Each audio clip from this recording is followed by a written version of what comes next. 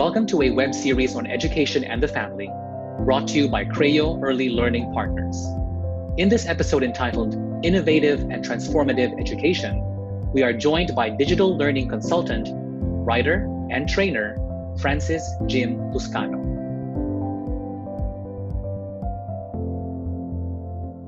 Welcome, Jim. It's a pleasure to have you. You are a globally recognized teacher and you have dedicated much of your career to educational technology. How would you describe innovation within the context of the classroom of the child at home? And how can we, the community, schools, parents, start and sustain practices that encourage innovation? All right, Sam, thank you. I think that's a very timely and a very wonderful question. We often think of the school as, as the place for innovation, especially since the norm that we have been really used to is that, the classroom, the school is actually where learning happens. But I often think about it right now, especially right now. I think the idea of innovation goes where the student is, right? So where the student or where the learning is happening, innovation is there. It's not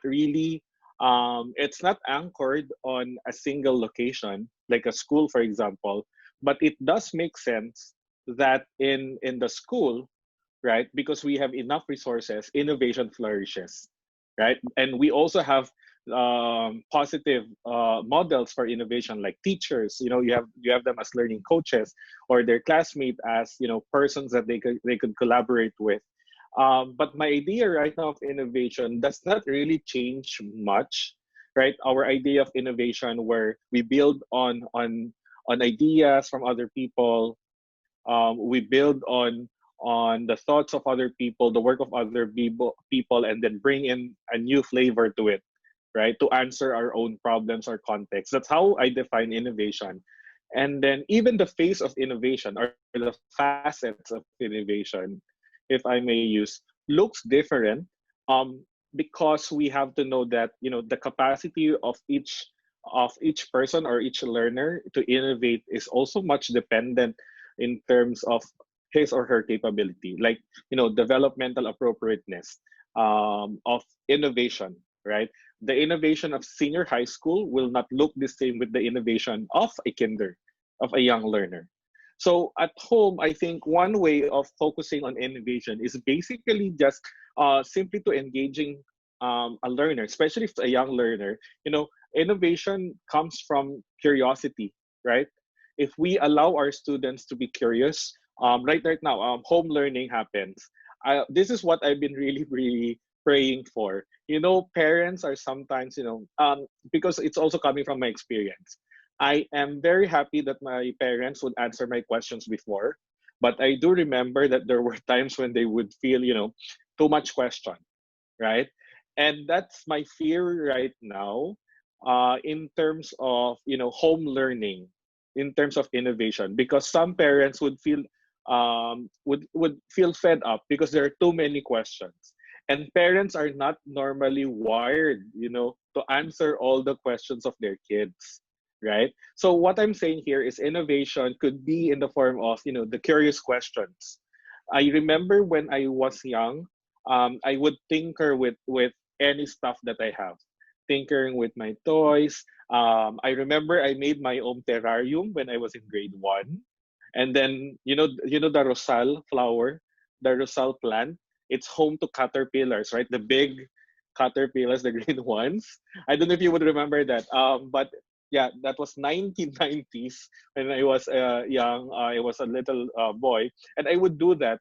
That's where I'm coming from, and that normally happened during summertime when I am at home. So I think when we want to look at innovation in the context of home right now, especially when we're doing remote learning, it's basically allowing them to go beyond what they're learning. One of the things that I'm concerned with is, we have schools, early year schools, that are very much focused on knowledge and skills, preparing them I think that's fine because that's one way of practicing the fine motor skills, the development of cognitive development. But I do hope that the methodology that we use is not the traditional classroom, right? Playtime. I always like playtime when we allow them to break something, although it could be very, very expensive, not the expensive ones. They can break something, right, and ask them to fix it. Those are the things that they can actually do. So for me, innovation goes with where the learner is. So where the learning is happening, we just want to make sure that the conditions of innovation are there. So for example, like what I've said, mindset, right? What's the mindset that is thriving or happening in that home, for example? Are they allowed to ask questions? Are they allowed to break or commit something, commit a mistake, things like that? I like what you said about engaging curiosity and thinking outside the box. Yet, we know that it is important to monitor the progress, performance, and behavior of every child to help develop not just content, but a culture where students can thrive. What are some initiatives or best practices can you recommend? We know the limits of grades like alpha numeric or number grades. There are certain limitations to that.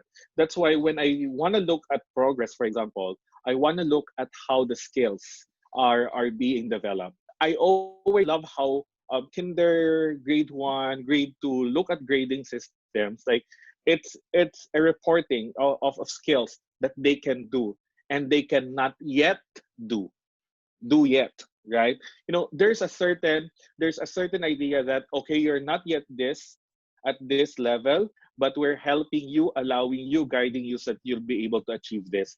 I think when we speak of progress, that is something that I want to look at right now, especially in remote learning, where number grades might not make sense anymore. Studies have already informed us that the best way for students to improve is when there are comments, right? Comments to their work. When you allow them to work together on projects, there's collaboration. You would see their most natural behavior when you allow them to work with other people. And when they're working with other people, this is what I've noticed in on the maker space. Teacher really takes, the facilitator role. Sometimes they don't even mind the teacher because they're focused, they're zoning into their work. And you would see them negotiate with in terms of, is this the correct understanding, diba? Is this the correct skill? Is this the what teacher is asking us to do with this kind of project? And then more than just negotiation of knowledge and the knowledge negotiation, you would see them also behaving, right? You could see the innate leader in them. You would see the one who's very quiet, but you know that he's making a lot of progress because his actions are really speaking for what is happening or what he's doing. I think the idea of innovation, especially when we allow the students to create projects, that's how you test whether they're applying their learned knowledge and skills. And not just applying learned knowledge and skills, but even testing which is good or not, which is correct or not. Um, why do I love sharing about innovation and making makerspace? Because one thing that I've realized is we want to give the students a safe place to try their ideas, to commit mistakes. And traditional assessment, traditional classroom things that we are doing do not allow that.